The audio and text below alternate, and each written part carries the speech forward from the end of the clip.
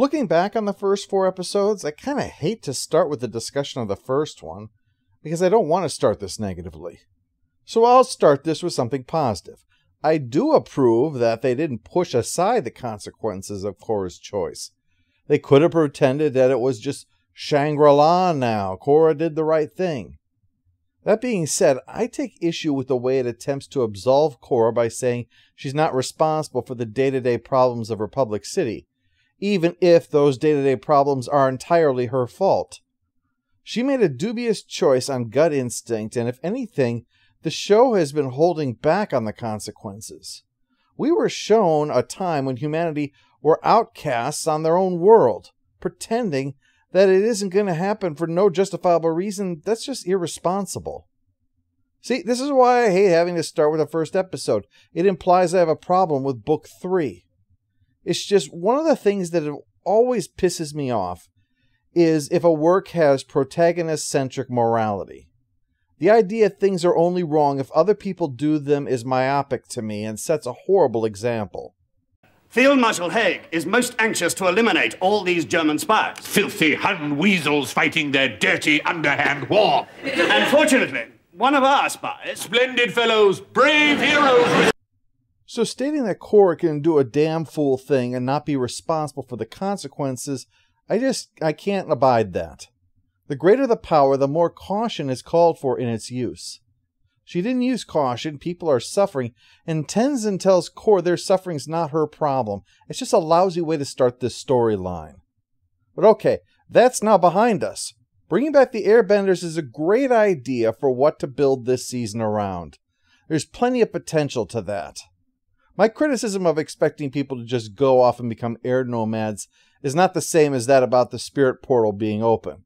That was directed at the characters, and the first part shows the journey as it sinks in for them that these are autonomous people who should have a choice, by showing what happens when that choice is taken away. Because as Bumi notes, the Earth Queen has the legal right to take it away, but demonstrates she doesn't have the moral right. By showing it's wrong to make people become air nomads like this, it reminds the audience of that point. Just because the protagonist would take away their choice doesn't make taking that choice away right. Even Korra has to learn that her tough love approach is not acceptable.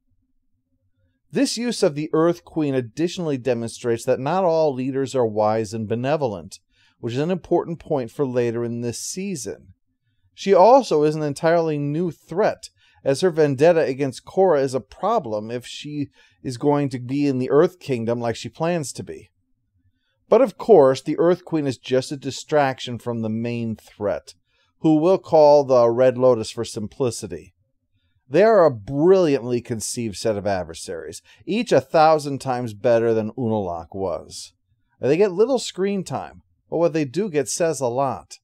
Their powers are impressive, and they have their own personalities. The idea of tying their escape in by granting Zahir airbending was brilliant. It's a case of causation and not coincidence. It also means that Korra has unwittingly allowed a group devoted to her destruction to become free. But they are a quality adversary, foes worthy of her. That's always vital. Unalaq may have posed a larger threat, but he was a poorer villain. You don't need a Normandy to be powerful any more than a ballad needs to be louder than a jackhammer. Quality trumps quantity. So yes, aside of that aspect of Episode 1 that I mentioned, Season 3 is off to an excellent start. It shakes up the status quo, reworks the dynamic that Korra and Asami have, give Bolin and Mako the family they haven't had before, offers Tenzin a new purpose, gives Bumi what he's always wanted, gives Junora a chance to further develop, and those are just the character arcs. Things are promising. And we'll have to see where it goes from here in our next look at the Legend of Korra.